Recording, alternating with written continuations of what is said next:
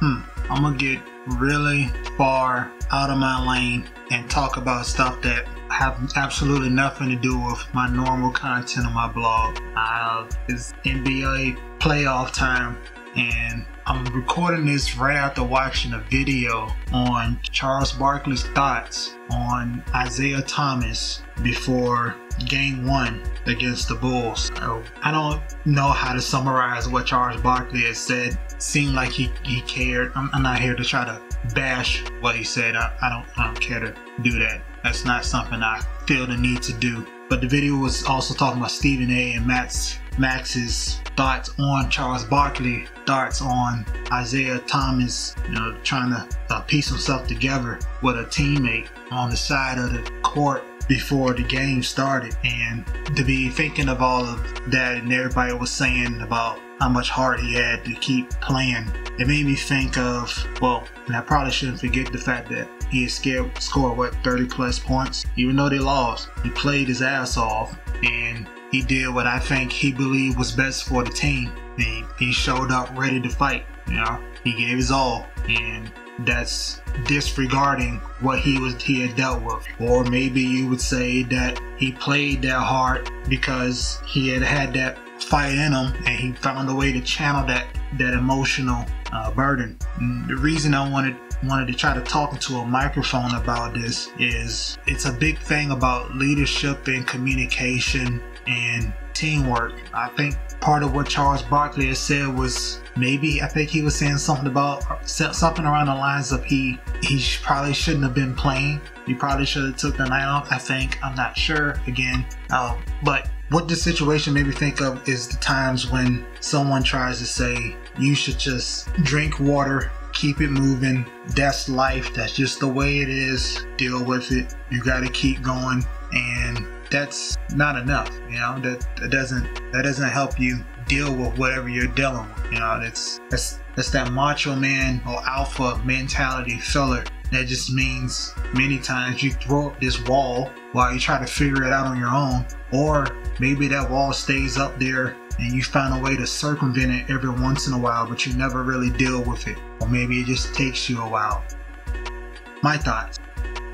I think it was a huge situation of leadership and communication between him, teammates, and the coach, between should he play or not. I don't follow the NBA, and definitely not the Boston Celtics, enough to know anything about their camaraderie within the locker room or their relationship with the coach or anyone higher than that. But for him to go out there after that situation, his sister, losing his sister to a car accident, and he played his ass off. I think that would be because prior someone made a decision between them. They made the decision together. He was able to play for it, and he checked in every once in a while, and they paid attention to it and saw that he was lighting it up, and they respected that. I think that's something to take light of, because many times I think in American society, I can't speak for other cultures, but in America, you're a man, or you're supposed to be a man, depending on how you look at that gender/sex thing going on, whatever. Many times you're expected to just move on. You just keep going, act like it doesn't faze you. But everyone has a different threshold, right? Everybody's got different experiences. Everyone's dealt with different things at different times. And just like when I'm creating music, if I'm talking right now, it's okay. If you can look at the waveform from what I'm saying, it'll be right now, this is -25.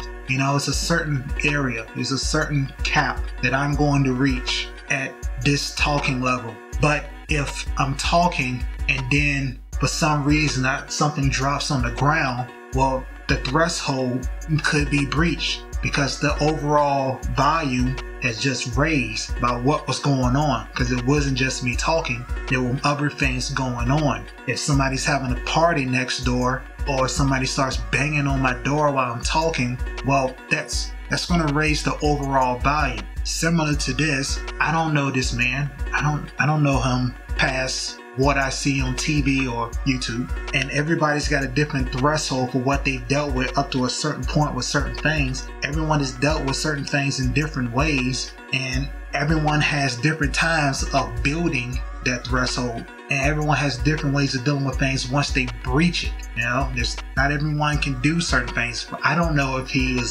had breached this threshold, and you know, that was maybe it just wasn't bad enough for him to completely just shatter. Hopefully I'm not speaking too soon. I wouldn't wish anything negative on anyone like that, but it's about a threshold, and that's the thing about communication. You gotta, between a group, you know, between the team, try to gauge that and gauge how things are going. You know, it's because many people like to judge, oh, pretty sure if he hadn't played. There's always people on complete polar opposites of a spectrum within a situation, and had he not played that night, there would be people saying he should have played because the team needs him and reasons, without simply embracing and respecting the fact that sometimes you just have to respect what's in front of you. If for some reason he said he was not fit to play and he couldn't hold himself together, you know, that threshold may have been breached. You have to respect that and find a way to embrace and help someone through that in a different way, which may or may not mean playing, or maybe playing a short amount of time. Because if that man had went out there and played 30 minutes and went 1 for 40, you know, and then he's shedding tears up and down the court, come on now, that's not gonna look good either. Well, I know this is a major clusterfuck of thoughts, but I just felt the need to speak in front of this microphone and say to people have to understand how to respect the situation for what it is. He was able to play, which is great. We respect that. Embrace the fact that he had the emotional capacity, the mental toughness, however you like to call it. He had the ability to go out there and play his heart out and give his all despite what he had dealt with, arguably didn't get much of any time to deal with in any way, and hold that emotional burden and get the job done. At the same time, if somebody else was in a similar situation and for some reason they were not fit to show up to work or show up and rise to the occasion, so to speak, be able to give their maximum effort, gotta embrace and respect that and find a way to help them save their energy to deal with it however they need to do so, and you know, give them the time that they need. You know, it's too easy to judge people these days. It's so easy to just sit back and say, well, he or she should have done this, like we know everything. Just because it's 2017 and you can Google or YouTube somebody or research them however else way there is to do that. People think we know every fucking thing. Sometimes we just need to realize that everybody don't know shit about us. You know, there's plenty you can look up about me. That don't mean you know me. You know about me. You got information on me. You know about something about who I was. You don't know how I am now. You don't know what I'm dealing with now. Same thing with whoever is listening to this right now. I don't know you, but I do know that everyone has a different threshold, and to a certain point, when it comes to dealing with teams and working with people, you can't simply try to treat everyone one specific way or assume that because this needs to happen. Everything is not always that simple. Humans are way too complex for anybody to try to make these type of flow charts and make these type of assumptions. Sometimes, you know, the best thing you can do is say that this is rough. You know, that's rough for him to have to deal with that, and I hope the best for him. What can I do to help him? What is best for this person? What is the best way I can help this person? You know, fuck, man. I watched the video and I was tearing up for him. It's just that is rough. You know, it's so much depth going on today, and people dealing with things, and to the point, even though you know it's life, you know it happens, you know it's not so much you can do about it. That doesn't make things better all the time. You know, it's not an answer. It's not a simple answer that just applies to everything. You can't just stamp that on a situation and call it what it is. You gotta deal with it at some point.